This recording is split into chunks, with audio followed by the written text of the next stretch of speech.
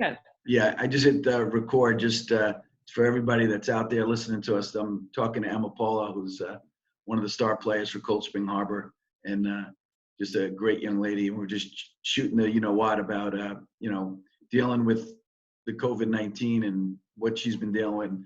Em, if you don't mind, tell the fans out there what you've been doing as a team and all the fun stuff that Coach Scat has you doing. We've been doing a lot of Zoom practices, which is really fun. We had our senior presentations about a few topics. I presented on why have we been so successful the past few years, and that was really fun because we got to live out our senior presentations. And then it's tough because we can't go out and practice after. And we have our color wars coming up too, which is going to be super fun. Now, how do you going to do the color wars virtually? Yeah, we're going to have another Zoom conference, and she sent out our teams the other day, so we're already getting super excited for that. Do you break them up into colors? Is that what you do? Yeah, we did blue and red this year. Last year it was blue and white, and I think the year before that it was blue and white too. But she says she has something fun planned, so we're all excited. I got to tell you, I mean, what you guys have built at Cold Spring Harbor on the girls' side, I've watched it. I mean, I have a 33-year-old daughter who played back in the day, way before Danielle was coaching there, and they always had really high-quality young ladies, but they needed a mentor or a leader like Coach Danielle to come in and kind of just put her. And it's funny, we were talking about grit before we picked up her grit on the CSH program, and what you guys have accomplished is just amazing. I mean, did you look at what those girls did, your seniors last year did in college this year in those first 6 games? We were so excited. We were following them so much, and literally every game that would come up, it was a new player was killing it. Like Chubb, Caroline DeBellis, she did amazing. Grace Talk, all of them. There was not one person that didn't have an amazing tags the season, which we were like, this is not this never happens. No one goes into college, all of our seniors, and is completely killing it. So and then you go back 2 years ago and you got Sophie, who you're going to go play with at Brown. I'm so excited. Yeah. What a great family the DeRosa family is. What a nice totally family. Oh my gosh, I'm so excited I get 2 more years with her. Yeah, we got to let everybody know that where you're going. I know you're going to Brown, but the rest of the world might not know. We're very proud of you. Besides being a great lacrosse player, you're a bright young lady. So it's awesome news that you're going to Brown. You must be so pumped. Oh my gosh, that was kind of my number one school all along. So when I got that, I was beyond excited. Yeah, I have a young lady who plays goalie there, Erin Tucker, who played in our club program, and she is just one of my all-time favorite young ladies. So you're gonna such a good human. It's such a good family too aspect, which Cold Spring Harbor has that, Brown has it. I'm super pumped. It's gonna be awesome. So. Yeah. So now take us through a little bit about, because when I talked to Coach Danielle and she told me, I said, who should I interview who's like an unsung hero that the rest of the world might not know about because she's not in the stat book all the time. And she mentioned you, but what do you think? I mean, I know you got a great defense with, obviously Terry and Vegna and a great goaltender in Moran, but what makes you or that position become that unsung hero?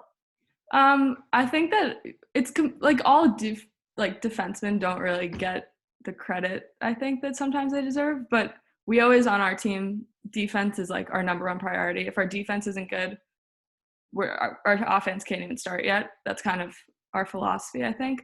So it's tough not being talked about in the paper when all the offense people are getting a bunch of points and whatever. Yeah. But I think it's also good for my mental state. I don't like to be the one in the spotlight. Right. I like to sit back and do my job, get it done, help us win some games, but I don't like to be out there. It's funny, but the Long Island Lacrosse Journal was started on basically players like you and Vegna and Terry because we put stats like caused turnovers and ground balls and all the things that, you guys lead the team in, or, people don't realize, a lot of times the defender is the girl on the circle.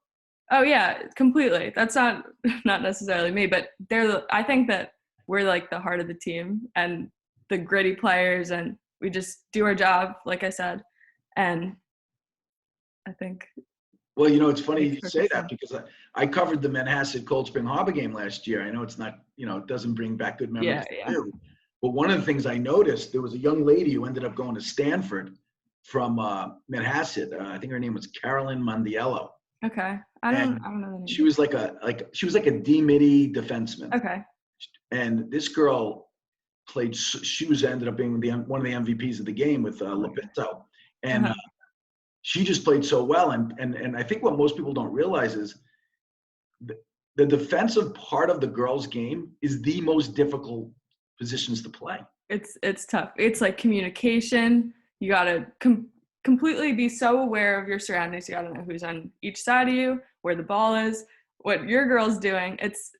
Which is why I love it so much, because it's just you're always thinking, you're always on your feet, always on your toes. Like it's It's not surprising that your three best defenders are going to Brown, Hopkins, and Hopkins and Princeton, right? yeah. It's so fun playing with those girls too. They're the best. And I think after playing with each other, I played with Hannah Terry at Team Elevate too. So we know how each other communicate and everything. So That's it's cool. when we're talking, we always say like, and we get in like a good routine of our like slide communication and everything. We're like, oh my gosh, that was so good. Like we're so happy we just did it that well. So I think that's another big part of our team. We always like congratulate the little things. And I know my coach at Brown says that all the time. So I You know, always keep that in I'll the tell back. you, I'll tell you a great story that isn't public yet, and I'm not going to use names because it's Okay. not something. But last year, after your Nassau County Championship game, it was at Adelphi, right? Yep. It might even have been the Long Island Championship, but it was Both one were of at those. Adelphi. Yeah. They So both at Adelphi. yep. So Mm-hmm. one of those games you guys win, and both games were, I mean, I know the Long Island one was tougher, meaning Yeah. score-wise. But Yeah. at the end of the game, you probably remember which game it was. You guys went and congratulated or thanked the little girls. Oh yeah, yeah. That was yep. Right? Didn't that Yes, I happen? do. That was in the county championship game, but yeah, they're so cute. They come to our practices sometimes, and I think last year we just had one practice randomly, and afterwards we had like a little not it wasn't really a fundraiser, it was just like a little practice with them, and we like coached them through some drills. So they're our biggest fans. It was adorable. The whole time they're like cheering us on, standing right at the fence. So after the game we walked over and said It's hi. wonderful, but what's wonderful is that from a positive standpoint, we'll talk about how important it is to be good role models for these kids in your Oh community. yeah.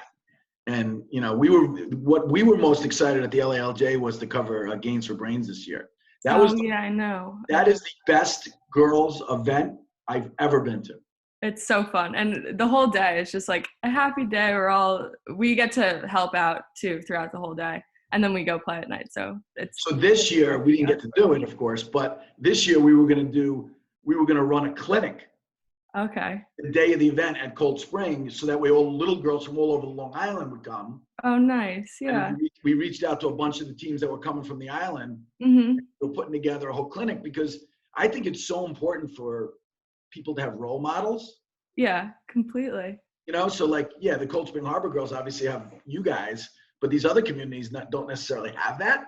That would have been so cool. I'm like, the amount of things we're missing out on this year. I'm like, It's a still little, trying to be positive, but yeah, well, you know that what, would have been you nice. got to talk about the positive, but the reason I was talking about the Adelphi thing, and the reason I'm telling you this story is because I think it's important for people to know what wonderful kids are being raised in your community and doing those things. But I'm going to tell you something that happened at that game that I got a call from a college coach after that game. I wasn't at the game. Okay. And I guess a couple of your players were not involved in the thanking of the kids. And one of the kids, the coach was recruiting, and she called me. She said, "I won't recruit that girl." And I said, "Why?" And she goes, "Because she wasn't as in tuned to the little girls as you were, and DeBellis was, and Taglich was, and I thought that was really interesting because she's trying to build a culture that Danielle has built in her college, similar to what you guys have built in high school. And she wants kids like you that are all in." And she said something the other day. This particular college coach was interviewed by the LILJ, and she said something I thought was outstanding, and I want to share with the community. And she said, everybody on the team has a value. And she said, kids that don't play have as much a value as kids that do play. Completely. I can't agree more. And our team cannot agree more. Well, I'll tell you after. But when you think about it, it's so true, because I watch college and I watch high school, and I watch the teams that celebrate their buddies, their friends' successes, and get as excited. And I went to this particular college game because we had two young ladies who played in this program, and they were playing on Long Island. So I went to the game and I watched the sideline. That's what I do as a coach. I watch the coaching part of it. Yeah. And I saw how they got excited when their teammates succeeded. And that's such a big part of success. I can't agree more. I saw it with you guys too. Like, you guys have a really good culture. It's so fun. When I was a sophomore, and the Long Island championship game, actually, I was not on at all. I was like completely messing up slides. We started off in a really like intense defense. We started off in Spider, our backer D, and I was not making my slides. So I got pulled out, and I understand it's for the team. And the way the sideline like was that game, I just forgot about. I wasn't in. Okay, that part's done. I'm gonna cheer my team on. We had like that whole season, we had the most fun cheers. We would like line up and do like a golf thing after we scored. You did celebrations? Yeah, we would go so hard. We did like mosh pits, whatever. But it made it so much more fun. And like, I think all of us as a team, whenever we're not succeeding, it's hard to like look at success on the field and be like congratulatory about it and not be like mopey and sad.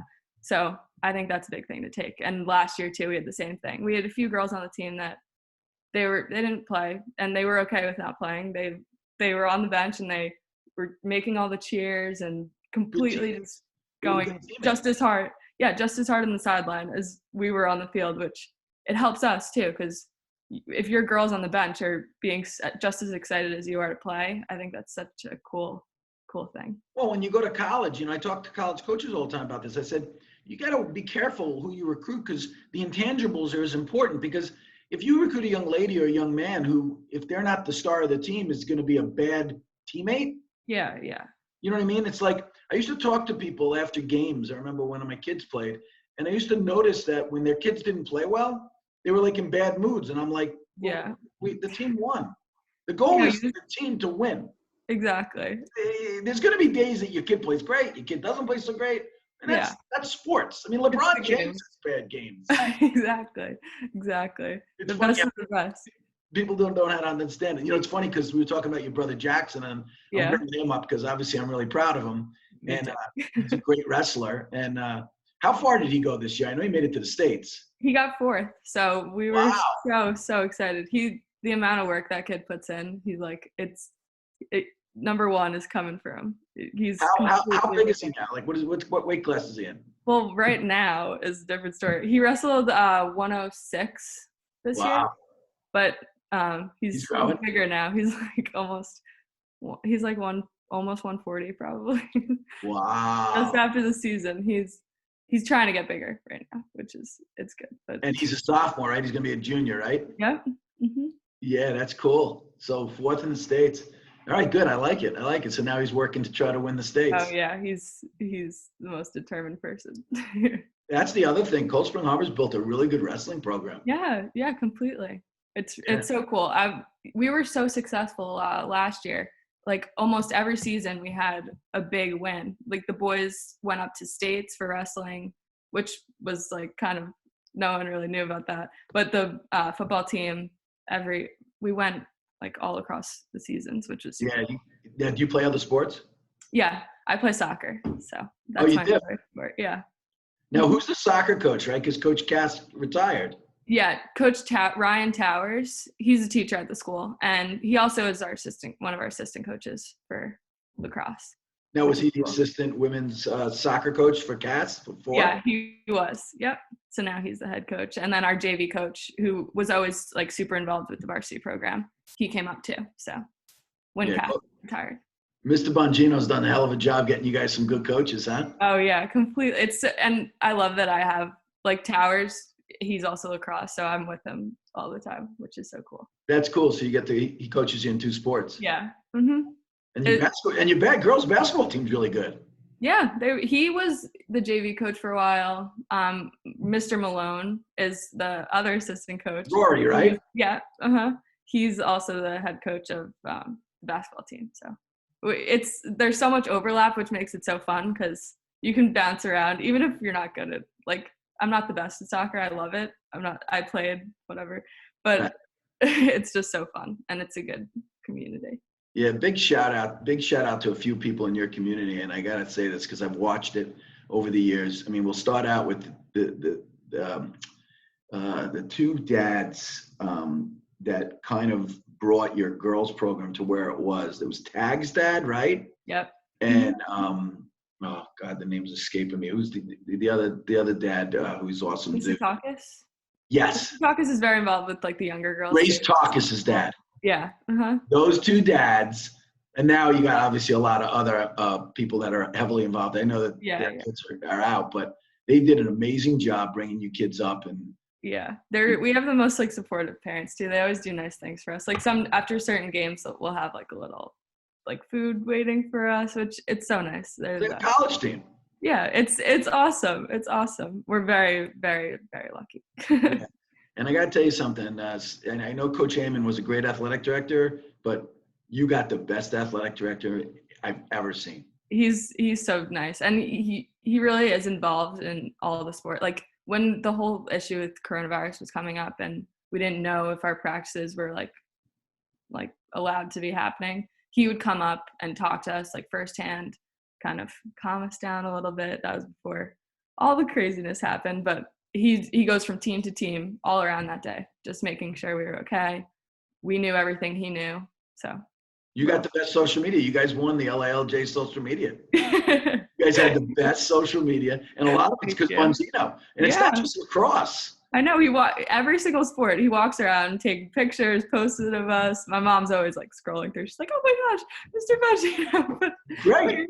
Up, so. Your gymnastics team. It doesn't matter the sport. Yeah, everything, which is so cool, and everything is successful too, which is, like, so awesome to be a part of. It's so fun. Such a small school. Exactly, which it's awesome. It's so cool. We go to, like, football games all the time in the fall, and then we go watch lacrosse in spring. They come watch us. It's so fun. I go to wrestling tournaments in the winter. It's funny. You got a really good class because I know a lot of the boys in your class. Yeah.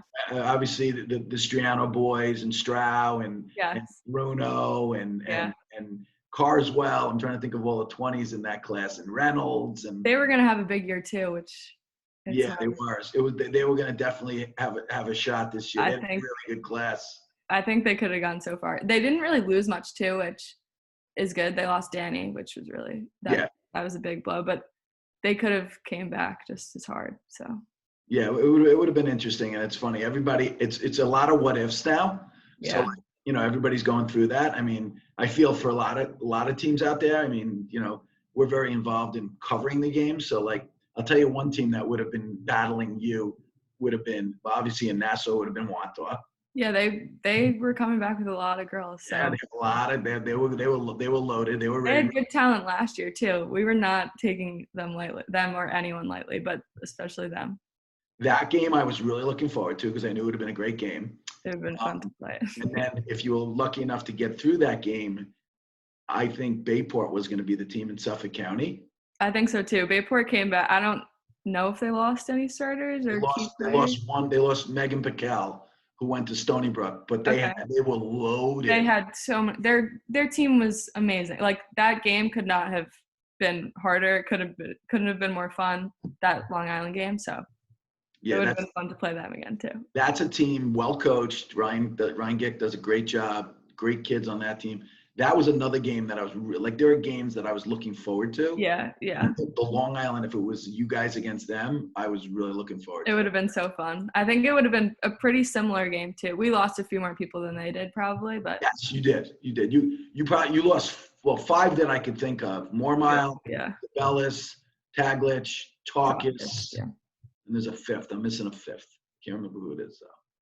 But there's definitely you guys. I mean, we did more offensively, right? Tags was the only defender that you lost, right? Yeah, Tags. Well, we lost Kelly Hooks too, but Tags went on to play. Kelly didn't. So. Tags was a big loss. Tags was doing great in college, right? Yeah, she was doing great too. It was like that's the hard thing. Like they were doing so well, and then their season got cut off too. But at least they have more time. Have you gotten to speak to them at all, or text or anything since they've been on? Yeah, actually, the funniest thing. So we were on a Zoom practice with SCAC, and it was just the seniors. We were kind of discussing what we were going to talk about as like our senior discussions. And at the end of that call, all the returners came back on, and she surprised us with that, which was so nice because they're all home. So it was nice to talk to everyone because we obviously can't, like when they came home, that was kind of when we started not being able to like go out and see people. So we never got to like go back and say hi to them when they. Oh, that's a bummer. So it was cool to have them on. And I hope we could get out there. You know, it's funny. I was just talking to a high school coach yesterday from Suffolk County, and I'm just praying that they open up like something in the month of May or June. Yeah. That we can do. Like we really want to do a senior game. That would be cool. Yeah. Yeah, we did one last year. It was the exceptional senior game. So it was just 25 Nassau, 25 Suffolk. If we get to do one this year, we're going to do it with every senior.